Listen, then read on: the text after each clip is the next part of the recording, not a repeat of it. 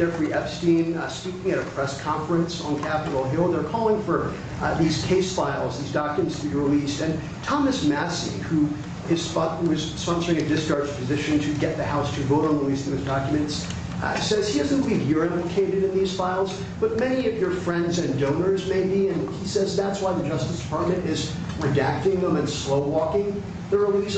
Is the Justice Department protecting any friends or donors, sir? So this is a Democrat hoax that never ends. You know, it reminds me a little of the Kennedy situation. We gave him everything over and over again, more and more and more, and nobody's ever satisfied. From what I understand, I could check, but from what I understand, thousands of pages of documents have been given. But it's really a Democrat hoax because they're trying to get people to talk about something that's totally irrelevant to the success that we've had as a nation since I've been president. Even if you look at D.C. right now, nobody's going to talk about, because they're going to talk about the Epstein, whatever. I understand that we were subpoenaed to give files, and I understand we've given thousands of pages of files. And I know that no matter what you do, it's going to keep going. And I think it's enough, because I think we should talk about the greatness of our country and the success that we're having. I think we're probably having, according to what I read, even from two people in this room, we're having the most successful 8 months of any president ever. And that's what I want to talk about. That's what we should be talking about, not the Epstein hoax. Trump says that the Epstein files are a hoax that never ends. So right off the bat, I got to ask, was it a hoax when Trump fanned the flames back when it was politically convenient on the campaign trail? Bill Clinton. Nice guy. Got a lot of problems coming up, in my opinion, with the famous island with Jeffrey Epstein. You raised the question of Jeffrey Epstein in your remarks about in the Q&A. Well, I think he's got a problem. I mean, what do you think the problem will be? I don't know, but that island was really a cesspool. There's no question about it. Just ask Prince Andrew. He'll tell you about it. The island was an absolute cesspool. So Nobody ever heard of Bill Clinton on a predator island before Donald Trump brought it up, or Prince Andrew. And it's commendable, because Donald Trump was right. Bill Clinton did go to that island. There's tons of evidence of that, including but not limited to the victim testimony. And of course, Prince Andrew paying 10 million plus pound sums in order to silence victims. I mean, Trump was telling us before anybody knew about this. Or was it a hoax when Trump's cabinet members were fanning the flames to build their brands? Everybody in politics has a vice that's much worse than alcoholism, is the way that I put it. But we release the list. Seriously, we need to release the Epstein list. That is an important thing. You say that the FBI has Epstein's list. They're sitting on it. That doesn't seem like something you should do. You're protecting the world's foremost predator. That seems like an evil thing to do, regardless of who may be embarrassed in the release of that list. Why is the FBI protecting the greatest pederast, the largest scale pederast in human history?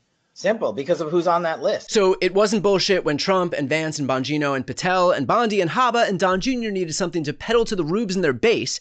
They were all over the Epstein scandal then, but now that they're in power, now that the Epstein list is, quote, on Pam Bondi's desk, suddenly their hands are tied? Or is it that the file doesn't exist? Or is it that it does exist, but it was a forgery by Obama and Biden and Clapper and Comey? Or is it that we shouldn't even think about the Epstein list because Hillary's emails is a bigger scandal? Or maybe we should just arrest Barack Obama and Beyonce and Oprah? Or maybe announce that we're building a nuclear reactor on the moon? And if you think I'm lying about any of those, I'm not, including Trump sending former reality TV star and current transportation secretary Sean Duffy to start the process of building a nuclear reactor on the moon. The guy can't manage to keep planes in the sky right here on Earth, but sure, couldn't think of a better person to dive headfirst into interplanetary energy. What could possibly go wrong? But distractions aside, what Trump is trying to do is clear. He is throwing literally every distraction he can think of at everyone because he is just that desperate not to discuss the objective fact that this is very much the reality of the situation. He is very much implicated in the Epstein files. And that's not conjecture. Pam Bondi literally informed him months ago that his name was in there. That is why he's not releasing these files. That is why he's trying to point us in every direction. That is why Trump sent Todd Blanche, his deputy attorney general and former criminal defense attorney in a personal capacity, to a prison in Florida to meet with Ghislaine Maxwell, the only person alive who could incriminate Trump. And her reward for that meeting was a move from a high security prison in Florida to a minimum security prison in Texas. Trump promised his supporters transparency on Epstein. The guy is quite literally working hand in hand with Epstein's sex trafficking accomplice, Ghislaine Maxwell. He's not offering accountability, he is entrenching the very system that he swore to expose.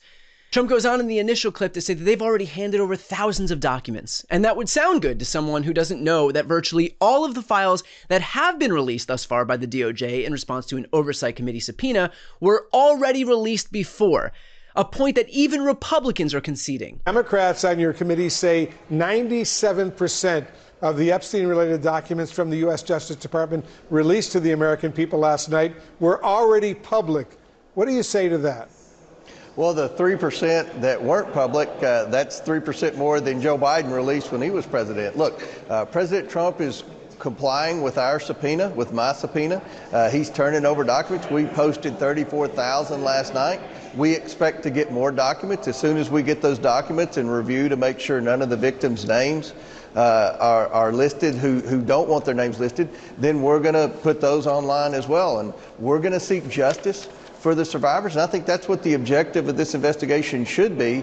It's to find out, not only the names of who some of the people were that abused the girls, but also to hold many of these criminals accountable. And that's what the victims who we met with yesterday asked us to do. See? Guess we should just be happy with the crumbs. Trump promises accountability and instead buries us in paper that we've already seen, along with a few pages that tell us nothing of substance, and the Republicans do a victory lap. And finally, you'll notice how Trump says that we shouldn't talk about Epstein because we should talk about Donald Trump's successes instead. And the irony of that is that Trump has promised his supporters the world, but wholly and completely failed to deliver. He ran an entire campaign filled with fake populist promises. He promised an infrastructure law that never materialized, a healthcare plan that was cheaper and more comprehensive that never materialized, a middle-class tax cut that never materialized, a jobs boom that never materialized, a manufacturing renaissance that never materialized. In this term, he did the same thing, promising reduced costs and cheaper groceries and lower rent and justice when it comes to Epstein's victims and accountability for his criminal associates, but he's not delivering on any of those things. The only thing that he's actually done in both terms is give a tax cut to himself. I don't know how to make this any clearer. He does not give a shit about you. He never did. He just says things that people want to hear, but he never delivers. His entire presidency is a graveyard of broken promises. He didn't end the Russia-Ukraine war. He didn't lower prices on day one. He didn't bring down the cost of eggs. He didn't bring down inflation. He didn't release the Epstein files. He didn't usher in a manufacturing renaissance. And guess what? He won't, because those are just things he said to get your votes. And now that he got them, he doesn't need you anymore. Now it's about him.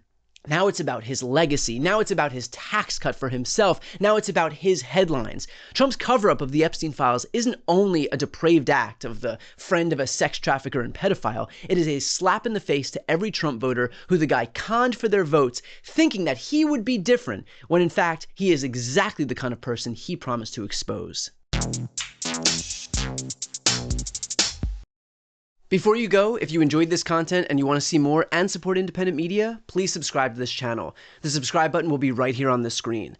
But second, the reality is that we are now in a political environment where this administration can lean on any of the social media platforms to suppress certain voices if they don't like critical coverage. That means my longevity here is in the hands of a few tech billionaires who are already making it clear that they are willing to cater to this administration.